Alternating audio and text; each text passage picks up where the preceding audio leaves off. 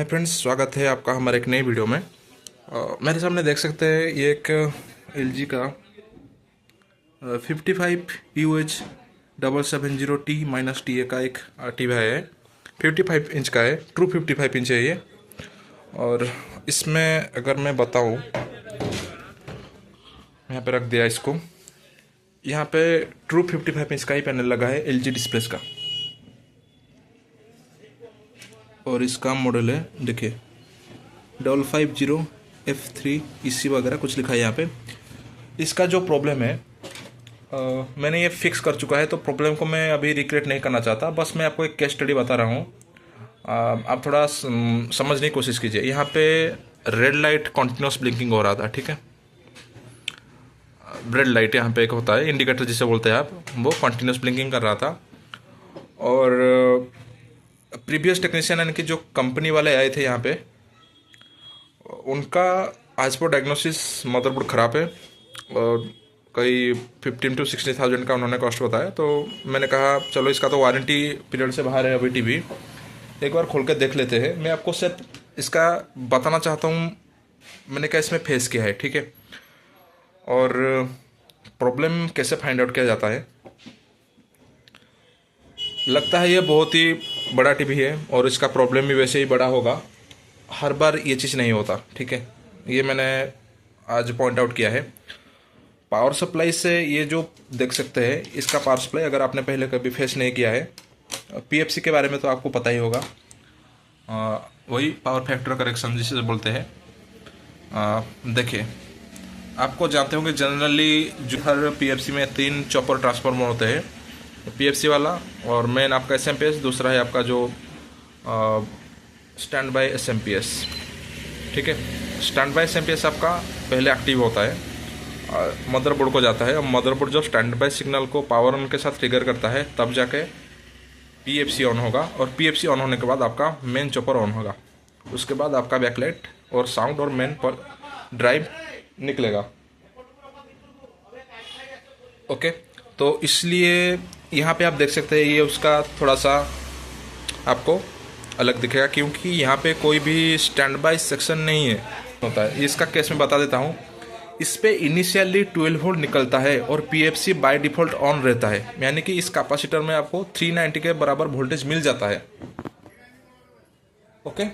तो इससे आपको क्या होता है ना, PFC के अगर कोई प्रॉब्लम हो, मैं आपको बता देता हूँ यहाँ पे, इसमें 100% PFC ऑन रहता है। अगर PFC ऑन नहीं हो रहा है तो आपका सर्किट में प्रॉब्लम है, आप कंफर्म हो जाएगा। इसमें कोई स्टैंड बाय सेक्शन से ट्रिगर करके PFC ऑन नहीं किया जाता, ये आपका इनिशियली PFC ऑन ही रहता है।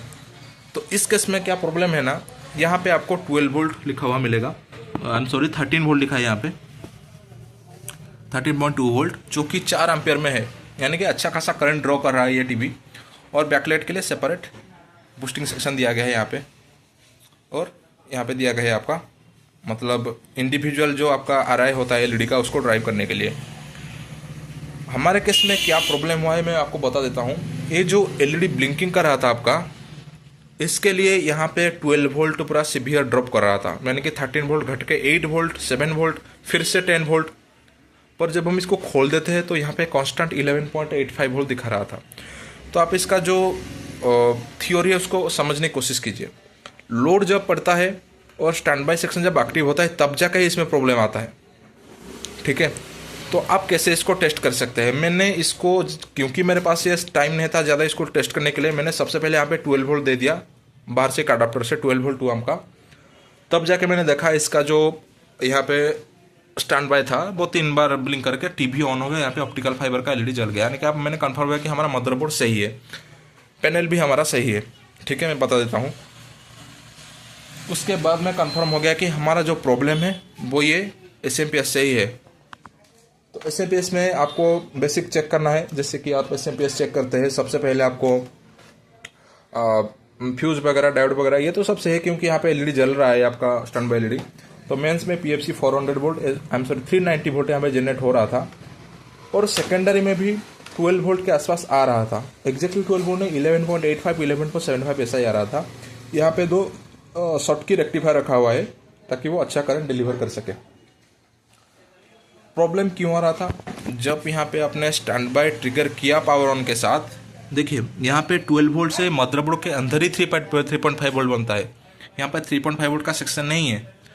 जब यहाँ पे 3.5 स्टैंड बाई के साथ ट्रिगर हुआ, देखिए यहाँ पे पावर ऑन का एक पॉइंट है, तो क्या होता है ना, ये ऑप्टोकपलर के एमिटर टू कलेक्टर जब कंडक्ट करता है तब जाके यहाँ पे एक आपका आईसी है, ये टोटली ऑन रहेगा। अदरवाइज ये सिर्फ एक मतलब लो करंट मोड में ऑपरेट। ज़्यादा समय ना वेस्ट करते हैं, मैं आपको बता देता हूँ इसमें अल्टीमेटम प्रॉब्लम क्या था। तो जैसे कि मैंने कहा था, अगर आप पीएफसी सेक्शन का अगर ये वाला मेन चॉपर सेक्शन देखें तो यहाँ पे प्राइमरी सेक्शन होता है और सेकेंडरी सेक्शन होता है, कोई ऑक्सिलरी सेक्शन जनरली नहीं होता है।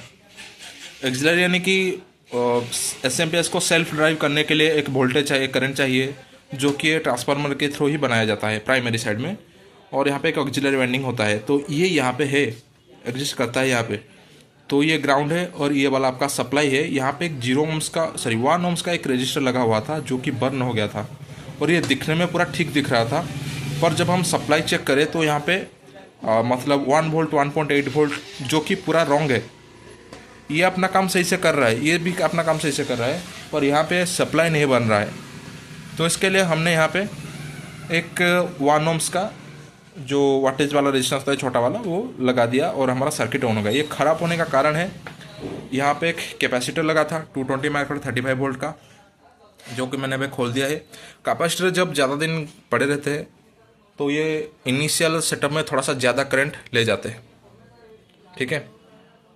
इसी के वजह से ये रेजिस्टेंस जल जाता है, क्योंकि ये बेसिक रेजिस्टेंस दिया गया है। थोड़ा सा शॉक लगने की वजह से ये करंट शॉक लगने की वजह से ये ख़राब हो गया, और कुछ इसका प्रॉब्लम नहीं है। ये करने के बाद मैं आपको दिखाऊंगा हमारा सेट ऑन हो गया। ये set by default 11.8 volt generate करेगा। आप अगर मदरबोर्ड का सप्लाई काट देंगे, अगर लगाएंगे तो ये प्रॉपर 13.2 वोल्ट दिखाएगा, ठीक है। और इसका स्टैंड बाय सेक्शन यहाँ पे है, जो आप समझाता हूँ। अगर यहाँ पे कुछ भी कॉन्सेप्ट आपको समझ में नहीं आया तो मुझे आप कमेंट करके पूछ सकते हैं, ठीक है। अगर आया है तो लाइक कर दीजिए, अच्छा कमेंट कर सकते तो मुझे बहुत अच्छा लगेगा। Okay friends, thanks for watching. Please like, share and subscribe to my channel.